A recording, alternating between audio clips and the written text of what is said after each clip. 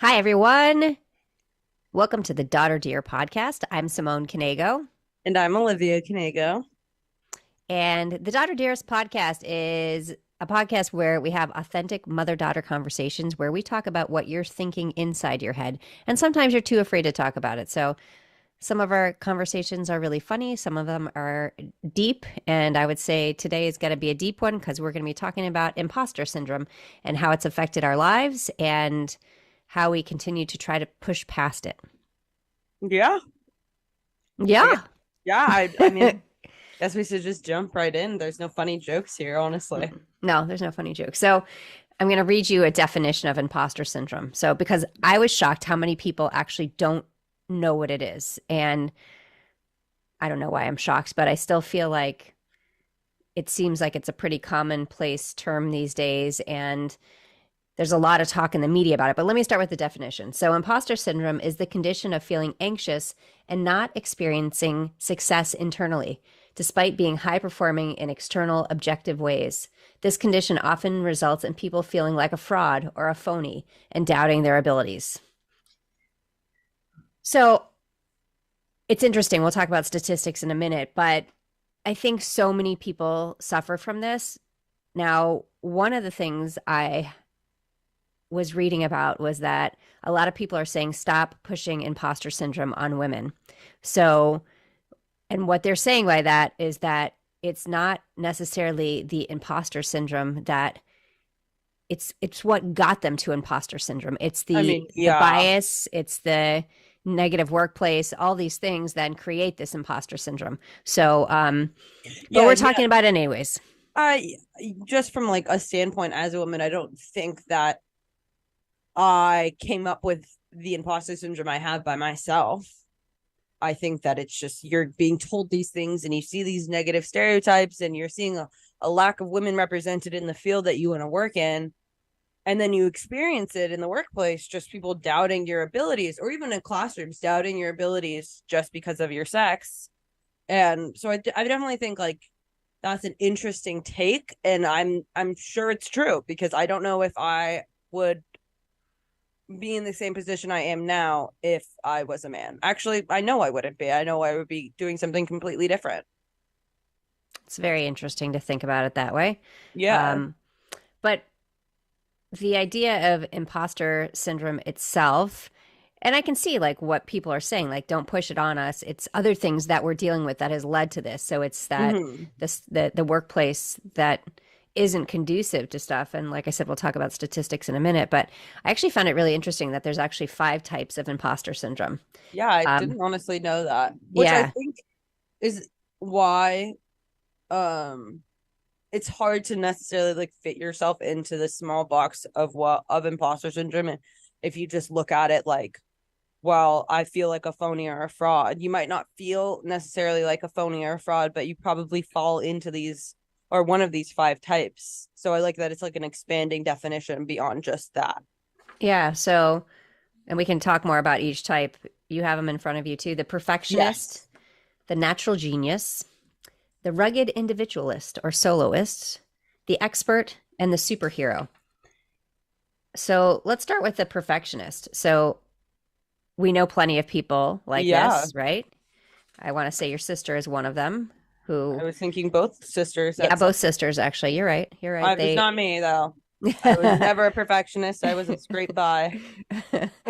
oh, you weren't a scrape by, but okay. You know, you did Whatever. very well and you're still doing really well. Come on, girl.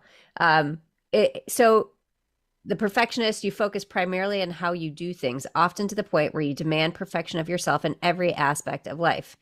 So you're going to criticize yourself for small mistakes and feel ashamed of any kind of failures.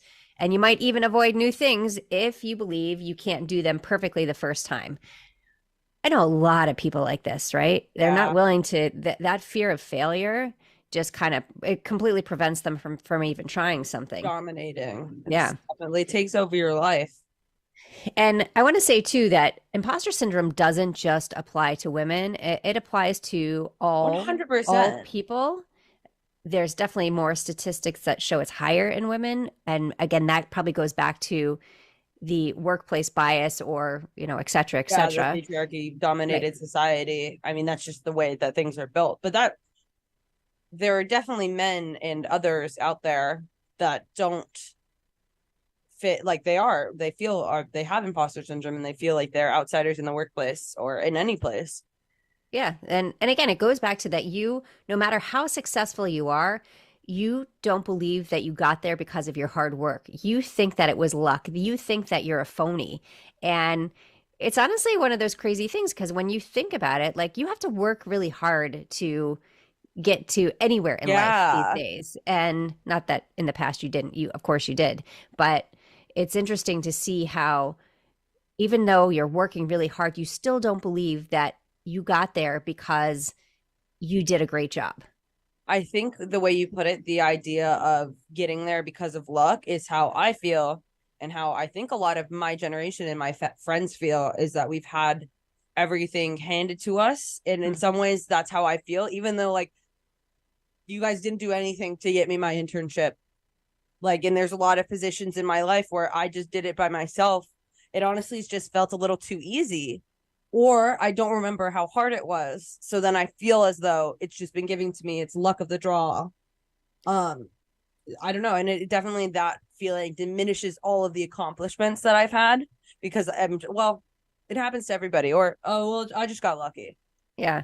So it's interesting that you said that because the next one is the natural genius. And you're going to laugh when I say, like, I kind of feel like you fit into this Oh yeah, category. actually, I was gonna say that about myself, looking at all these five types, that I am definitely the natural genius. So, according to this, it's you've spent your life picking up new skills with little effort and believe you should understand new materials and processes right away.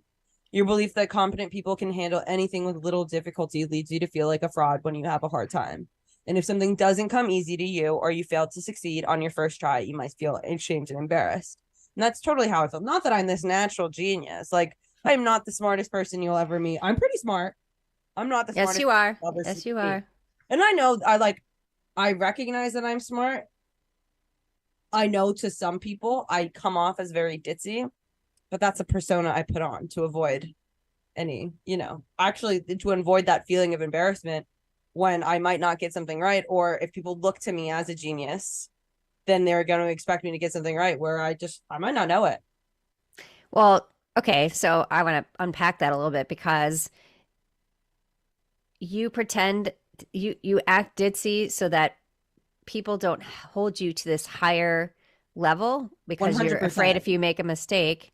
That's fascinating because you're not a ditzy person at all. I definitely, yeah, but I come off at ditzy, and also just like my basic mannerisms. Like, people tend to think I'm staring off into space thinking nothing, but I'm actually probably thinking something very complex.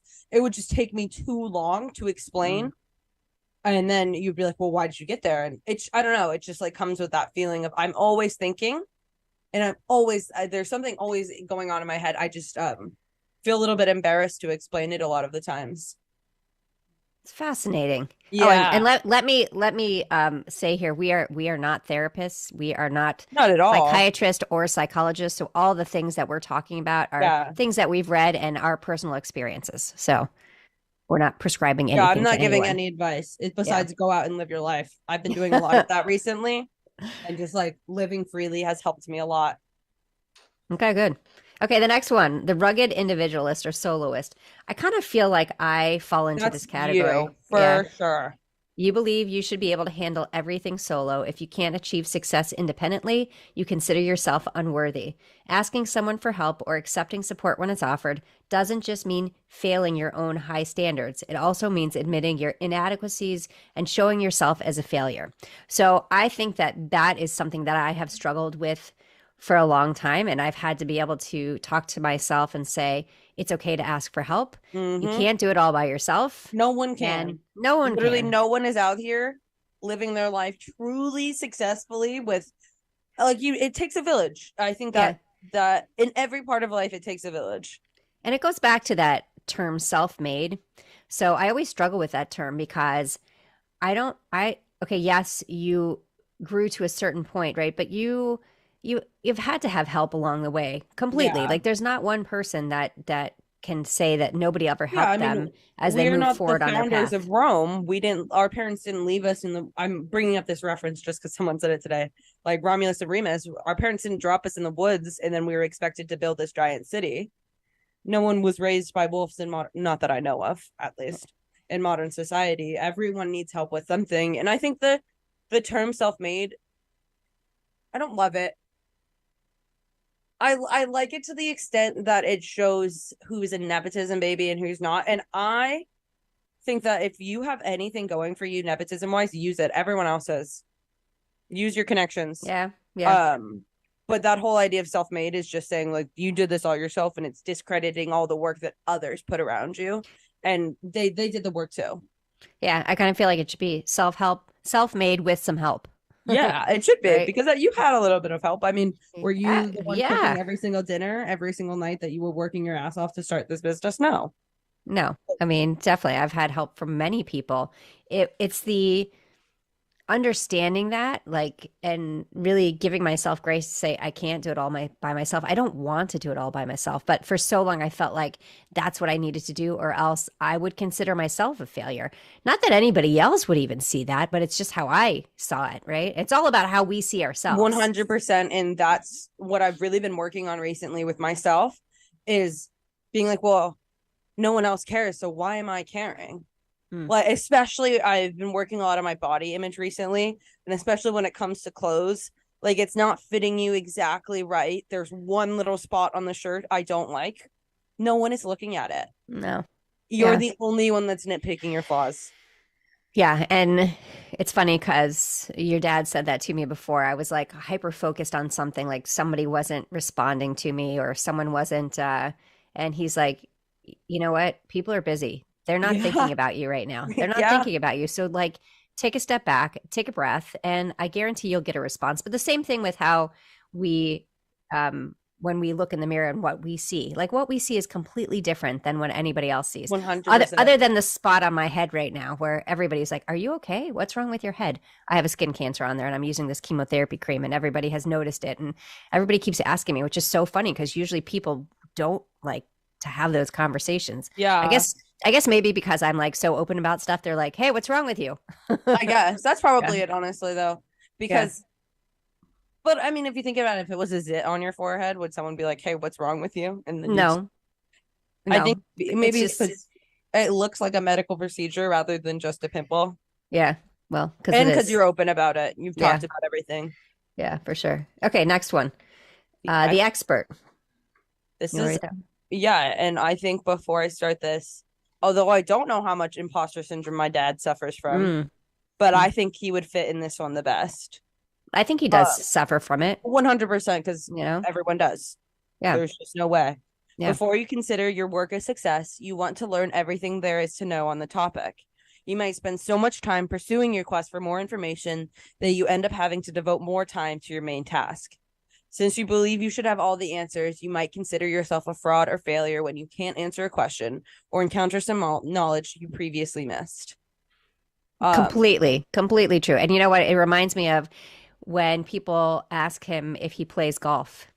And he won't play golf because in order for him to play golf, he has to spend so much time, and I want to say, perfecting it, but it's not perfecting it, so much time so that he feels really good about what he's doing. He wouldn't be able to work. Like there's no way he could play Well, and golf that's and like that's why he's so damn good at neurosurgery is because he spent his entire life researching everything there is to know.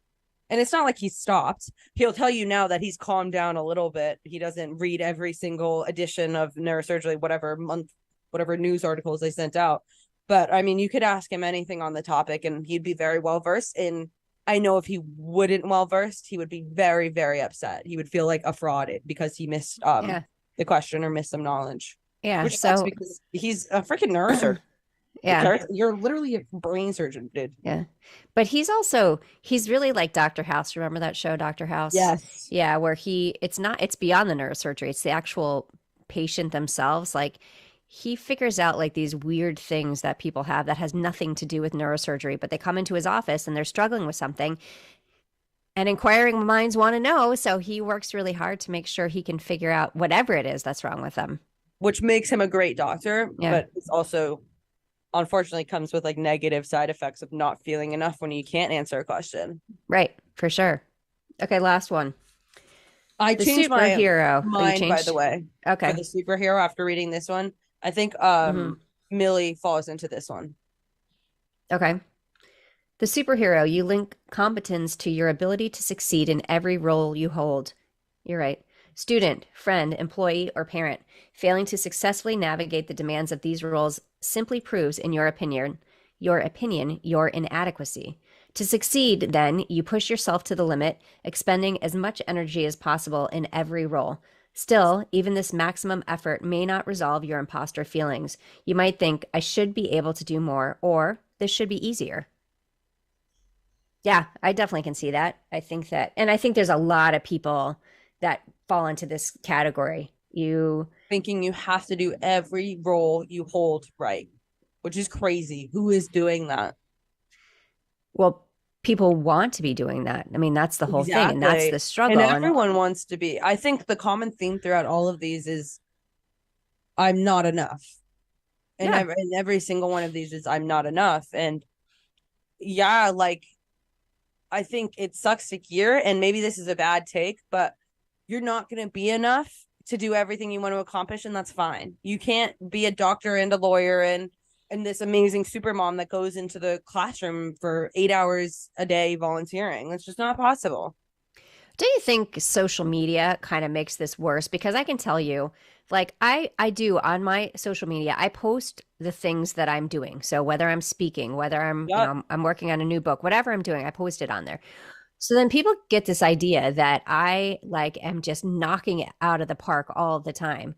And then when they say that to me, I feel like, oh, I'm an imposter. Like, yes, I'm doing well, but I could still be doing better. That's what I always say. I could still be doing more. I could still be doing better. And I just think that that social media piece makes it more 100. difficult. I mean, this is a recently coined term within the social media era, is that the idea of FOMO, so fear of missing out. And that can totally be applied to just social life as well as professional life. I mean, I had the most crippling anxiety when going on LinkedIn up until probably a month ago because I was so stressed out and didn't feel like enough because I hadn't gotten my dream internship yet. My resumes didn't look like their resumes. These people are working their butts off and I'm doing nothing. So it That's definitely, yeah. but that's how Social you're percing it, but that's not what was 100%. happening. And that Yeah. is what I've started to like kind of dissect people's posts Mm, just for my own peace of mind and being like, hey, like, yeah, they worked their ass off for this, but they're only showing the best side. right. Yeah, they work their asses off for this position, but do you know how many hours a week they're working? Like that's insane.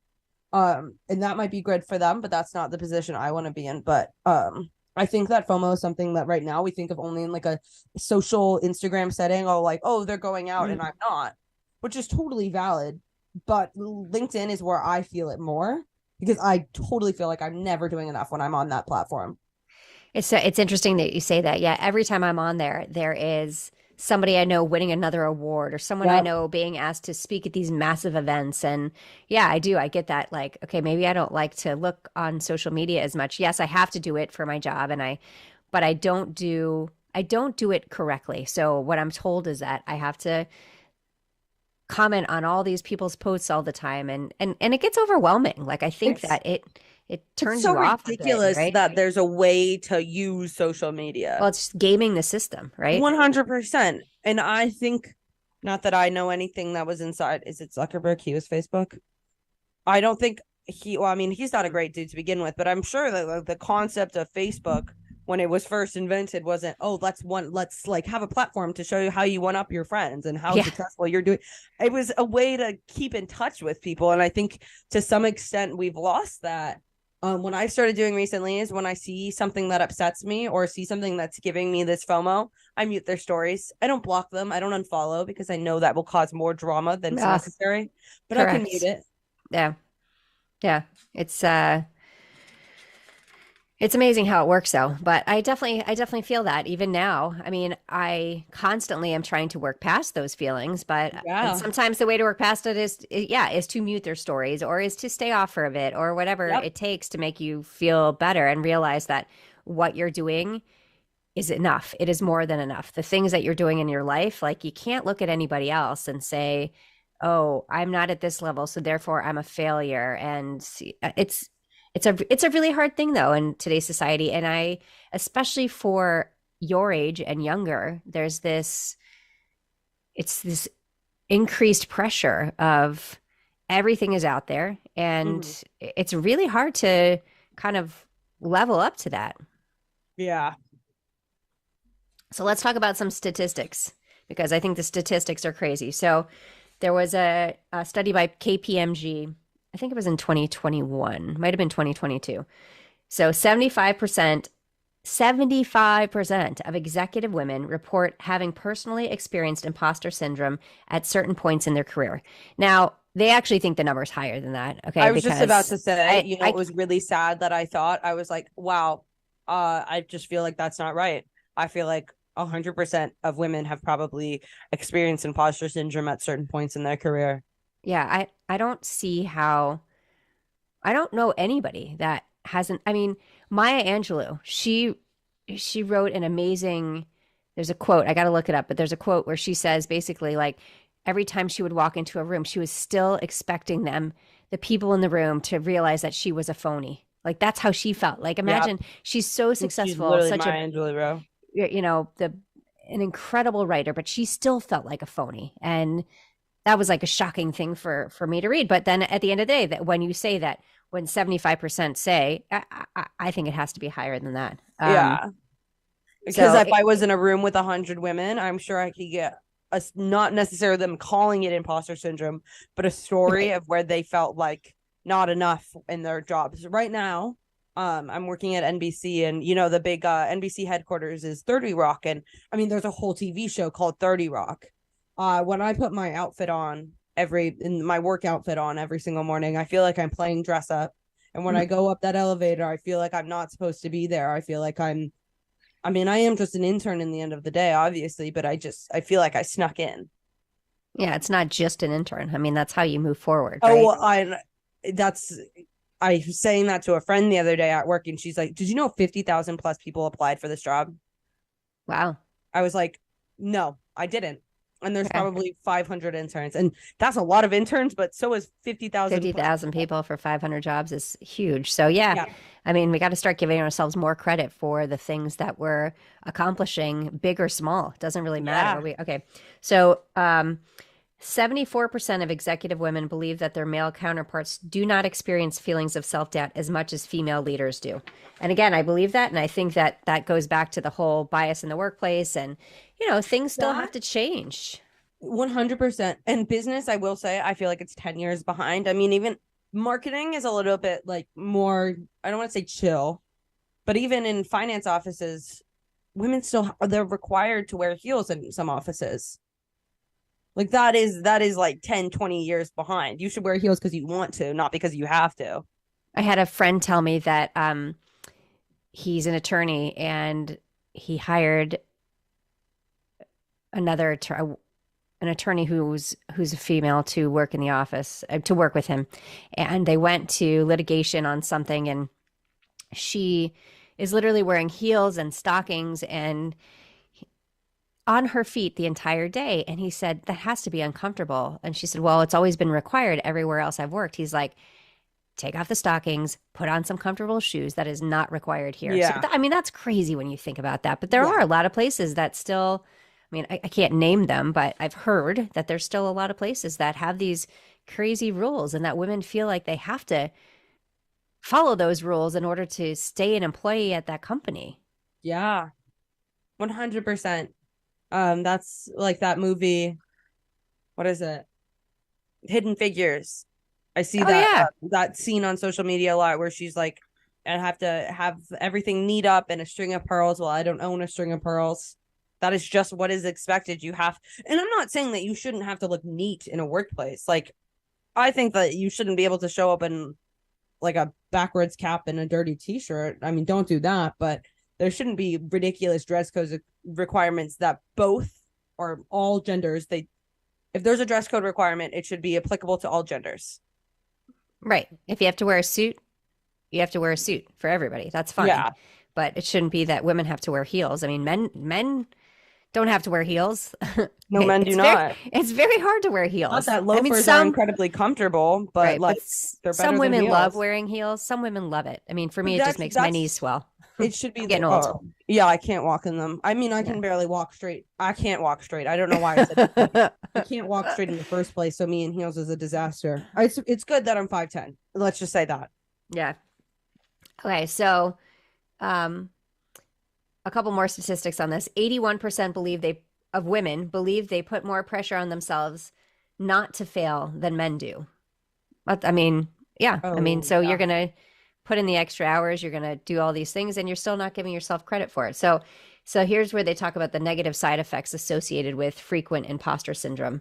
Um, so the trickle down impact translates to greater levels of procrastination. 63% said they have greater levels of procrastination because for fear of they're going to mess it up. Longer working hours. 57% of people said that they work longer because of it. Higher staff Totally turnover. can see that. 44%. And a loss in productivity, 41%. So it's crazy. And also I applying for internal promotions, I think 30, that one is crazy. 39%. The implying for internal promotions, because what I've learned through my like 2 weeks being in corporate is that they want to hire within the company. Mm-hmm. It makes their job 10 times easier. There's no new onboarding. You're familiar with all the systems, but it's something we avoid because of this fear of failure. Yeah, absolutely. So let's talk about college students for a bit because I thought this was pretty interesting to look at Mm-hmm. with college students because so many times when people think of imposter syndrome, they think about it as in the workplace. They Yeah, don't think about it at home, but it completely is applicable at 100%. home I mean, when people even are like raising their within kids. stay-at-home mom circles, I'm Yeah, sure you. you know, I'm obviously not. I'm not a mother, but imposter syndrome is applicable everywhere. yeah. But in terms of college students, so this was a study from 2019 by Brigham Young University, and it found that 20% of college students experience imposter syndrome during their time in college. So that's one out of every five college students. So, and I think it obviously, has to be higher than that. well, this is 2019. So, I mean, this is pre COVID. So I think that, COVID things have definitely probably, everything up. you know, made things worse. But Yeah. so even with that though, when you're going to classes, like you're not working, I mean, you might be working somewhere, but you're it's all about classes and you're still feeling imposter syndrome. 100%. I feel this a lot. So I'm in an honors program and I have consistently for the last this would be my 4th year in this honors program. I felt like I am the dumbest person in that program. I have felt Ugh. there's no reason for me to be in this. But like that's ridiculous. I mean, I've been on dean's I'm on dean's council. I was hand chosen to be on dean's council. I've made dean's list every single semester at being at Fordham. I have like a 3.9 GPA. I mean, I don't know how much better I could get than that, but yet I still feel as though I am not. I'm one of the dumbest people in the room. But why? I don't know. It's not like Yeah. anyone's ever said it to me. I Yeah. don't think anyone would ever be like, "Oh, you're stupid." Like I don't. I Yeah. don't. First of all, why would you ever say that to someone? Mind your own business. Everyone is good at their own thing. Yeah, I might not be good at math, but I can whoop your ass in English. And like that, everyone has their own thing they're good at. But also, especially in a classroom setting, no one is. I compare myself to myself when I'm in a classroom. I don't compare myself to others. Well, I mean, that's huge because that's what we should be doing, right? We should be looking Yes. at how we can looking at what we're already doing, how we can maybe improve on that, but not changing ourselves to be like anybody else. Again, my favorite quote that I made is that, you know, we don't need to change who we are. We need to change the way we see ourselves. And that completely ties Yes. into this whole conversation because each of us brings incredible value, but we have to give ourselves credit for it and not say it's because of luck or because someone else did it for us or that's not how it Yeah. is. Yeah. I mean, I don't know where this like idea comes from. It's not anything that I've been taught. I mean, I didn't grow up in a household where I was told I wasn't enough.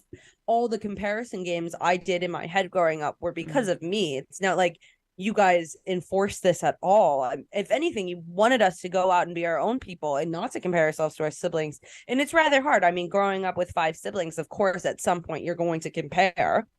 Like, oh well, how'd you do on the SAT or how'd you do on this exam? But I mean, you guys didn't enforce that. That's completely on like me as a person. And I don't know where it comes from besides, I mean, societal expectations, I guess. Yeah, I think it's across the board. I don't I think it is nurture versus nature. Like I think that we have gotten into an environment where everybody is competing for everything, right? And Hmm. so you feel that you need to make it to the top, not you, but people feel like they need to make Yeah. it to the top. And if they make it to the top, they don't feel like it's because they did anything right. They Yeah. just feel like, well, oh, how lucky did I get? Or and then some of the people say that the reason they struggle with imposter syndrome is because they never expected to be so successful. And that is so shocking to them that they can't accept it. And so it's really like one of those backwards things. It's so interesting. I think that is it ties into that idea of manifestation. And I think we've had this conversation before where manifestation isn't just like some magical force. You're putting in the work to do it, it's gonna get done. Yeah. When you focus on when people talk about manifesting things and saying, okay, well, I'm going to be on 10 stages next month, whatever I want to pick. Hmm. Well, the only way I'm going to make that happen is to put in the work to make it happen. It Yeah. doesn't just it's not just luck. It's because we are working very hard to make Yeah. these things happen. Manifesting isn't just luck, it's the effort that you put in. Like I didn't manifest my job at NBC. And sure, I can tell myself I did that, but I did work my butt off to get it. And you work your butt off to be speaking at these gigs and getting your name out there. Yeah, but it takes time. And I think sometimes people get really frustrated quickly. I mean, you were getting really frustrated right before you 100%. got this job. You're like, I'll never get anything. I'm not good at anything. I was like, oh my gosh, who are you? Because Yeah. that's not true. But But, I don't know. It's just no one likes to experience rejection. And I think mhm. part of imposter syndrome comes with rejection. And I wish that there were more opportunities in life, especially as children, to experience rejection on a small scale rather than having your first big one being college. Because that sucks. Like, Yeah. I mean, there are certain things where kids are applying to different sports teams and they don't get accepted on them, that kinds yeah. of thing. Those are hard. But I do think that our kids don't fail anymore, right? We're like, and I think things are changing. I mean, the participation trophies, I think those are going away now, or at least scaling back because you can't be a winner for everything, right? So Yeah. And then saying, like, growing up hearing that you're a winner for everything and then losing, that's literally half of what these like types of imposter syndrome people were. Half of these were, well, you're too embarrassed to fail, but if you've never failed before, how are you gonna know? yeah, I mean, so I think that's where it starts is that Hmm. our kids aren't failing like they used to. And I shouldn't even say that because I can tell you that my mom completely suffered with imposter syndrome. She still 100%. does. So, but she did have a very tough mother who Yes. if my mom would come home with a 95 on a test, her mother would say, "Well, why didn't you get 100?" Yeah. And she meant it. And Yeah, it so for wasn't my just like a joke. mom, it was that idea of you have to be perfect, which perfection doesn't exist. We've said this many times. But for her, it was always that she was never, you know, never meeting expectations or never exceeding expectations, whether she was meeting them or not. And she always was. I mean, the woman went to medical school in 1961. She grew up on a farm Yeah. and The she odds was were the against her in yeah, every sense, yet she still felt like she was the imposter in the end of the day. In the end of the yeah. day. Yeah, completely. And even now, like we'll be working on something like online banking or whatever it is, and she'll be like, oh, I'm just so dumb. And I'm like, are you kidding me? And I say this to her Yeah. every single time when she does. I'm like, are you kidding me? I said, first of all, you went to medical school in 1961. There were five Yeah. women in your class, 120 people in the class, five of them were women. Okay, you learned how to fly a plane when you were 18 years old. Okay, that's crazy right there, right? And Yeah. It's and just she's such a cool lady and it like hurts me that she doesn't understand that she's a cool lady. But I think there's so many people like that in our country that or just in the world that they undermined all of the cool things that they've succeeded at and the accomplishments they have in life because they can't do one simple thing. Man, I just taught my friend who is quite literally working at the bank that she has account for that she can deposit a check over the phone and she doesn't have to go in person. Oh, she didn't know you could do that? Nope. She was like, yeah, I have to go drop off this check. And I was like, well, is it for less than $10,000? And she was like, yeah, why? I was like, you can do that on your phone. Like, you can just take a picture. Mind blown. So, like, you learn new things every day. It doesn't make you stupid. No, it's just you have to You're learn learning. them. It's like anything else. Like I was talking to somebody, and I don't remember who and I don't remember when, but recently about the 20,000 hour rule, right? It's that Malcolm Gladwell, I believe Mm-hmm. he's the one who wrote that book, and I forget the name of the book, but basically, in order to get really good at something, you have to put in 20,000 hours of work, even if you have natural talent. So think about this. How many people are willing to commit that? Because a lot of times people start something, they don't think they're good enough, they stop, and then they're like, oh, I was just never good at it. Well, when you look Yeah. at the people who are really successful at a sport or at singing, or they had to work to get there. Like you have to put in the time. Yeah. And I'm I thinking think of it's the singer um, with the red hair, Ed Sheeran. I knew you were going Ed to bring up Ed Sheeran. Sheeran Yeah, because he always likes to say, and I'm sure this was true, he couldn't sing growing up. So he just taught himself how and he worked his butt off to be able to sing. yeah. I Like, mean, yeah, it's a prime example of, and of course, I don't know if that story is how true it is, what whatever. what what does he couldn't sing mean, right? And then he taught Exactly. himself. But again, when you really want something and you put in the hours and you make it happen, like that is success. And if you don't and you fail, you move on. But you can't let that failure keep you in this place and time and Well, say, well, I wasn't good enough. and what I say right now to myself is something that I'm also trying to work through is I am really reluctant to pick up a new hobby right now. I would really love a new hobby. My dream hobby would be gardening, not possible in the current living situation that am. You could But get so then I one was like, you could get one plant and therefore you'd be successful. Maybe. yeah, I would but kill my it. room doesn't really get sunlight, so I just don't want to raise a plant in this environment. Yes, I see. Um, I would really love to pick up crocheting or knitting, but I'm worried that I'm going to spend the money to buy this stuff and I'm not going to be good at the first time. And so I'm never going to pick it up again. Yeah, that's a hard one because those things aren't easy. I mean, my mom taught me how to do some of it. I never taught you guys how to do it because I sucked at it, She but taught us a little bit, but like, yeah, you got I to want really to do it want that. so badly. Okay, well, maybe you should do But it. I know, but it's more of just like, well, I'm afraid of failing. So I don't want to start because I'm afraid that I'm going to fail.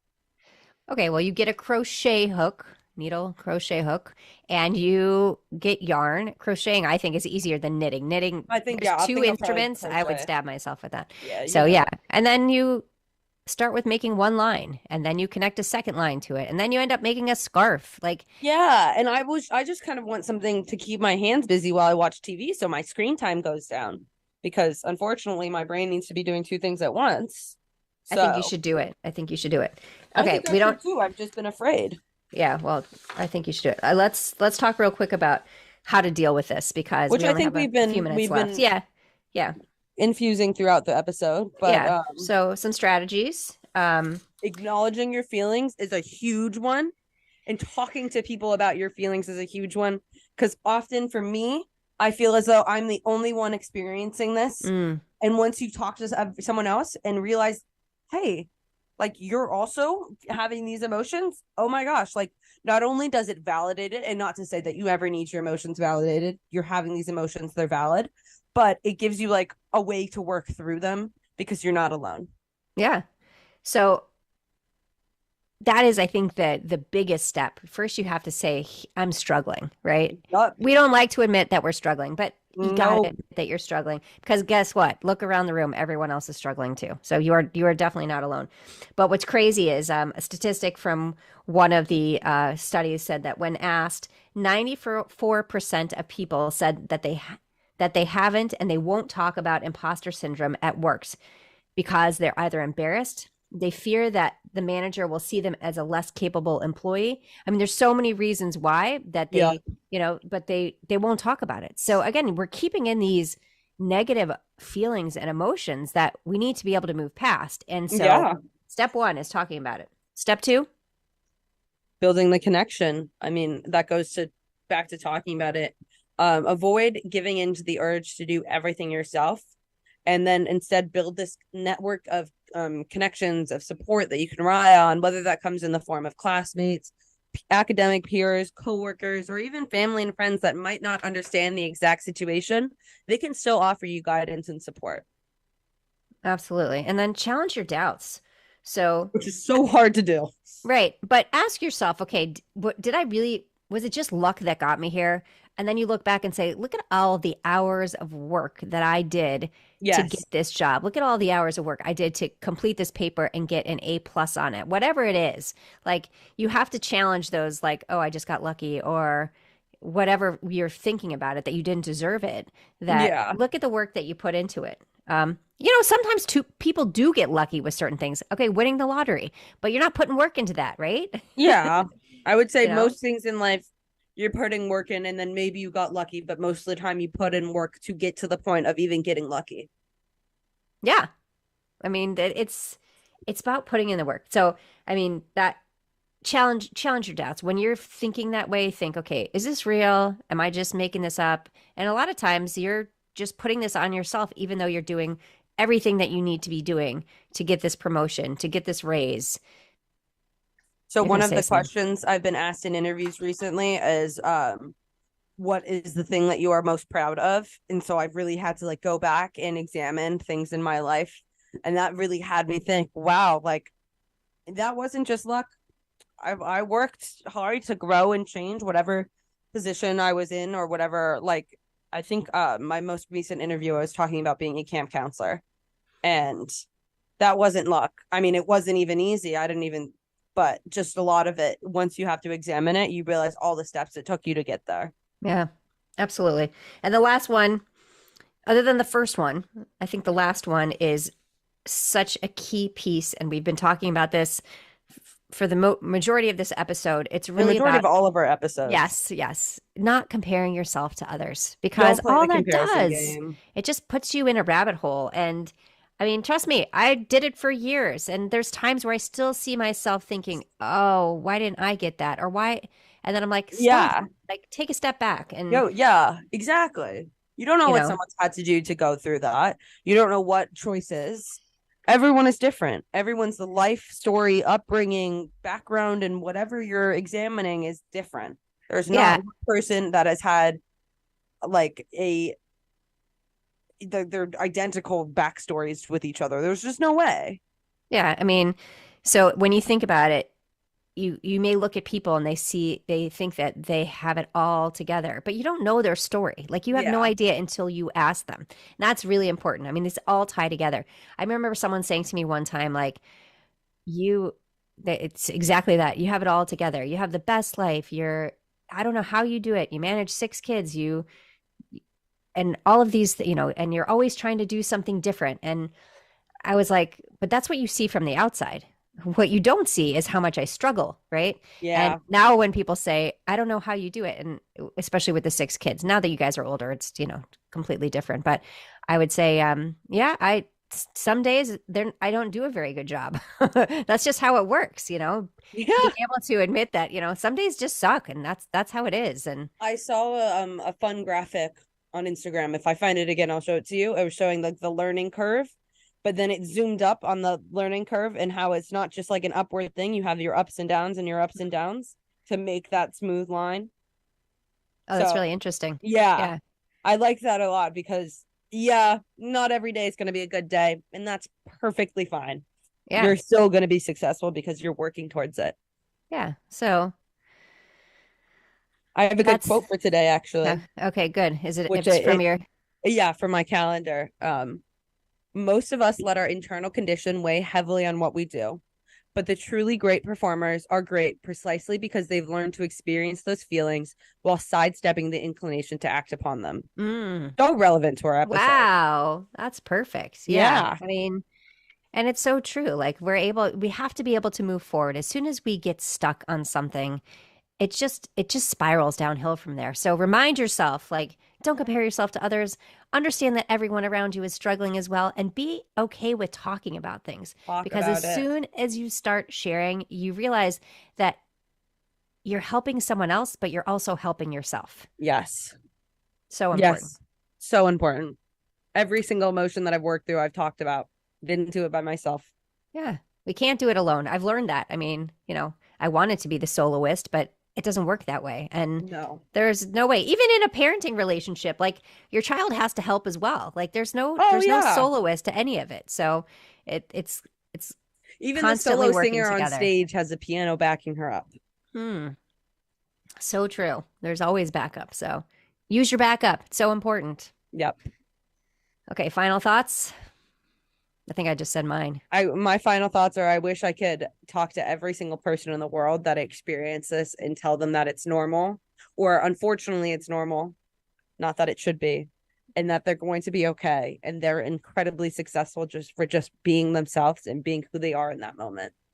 Yeah, and getting up in the morning and pushing through the day. I mean, Huge that is, accomplishment. yeah, right, My right. bed is so comfy. Oh, well, You know that. I just don't sleep. But yeah, give yourself props for the things that you're getting done every day. So thank you so much for joining us today. We'll be back soon with our next episode, and have a great day. Bye, guys.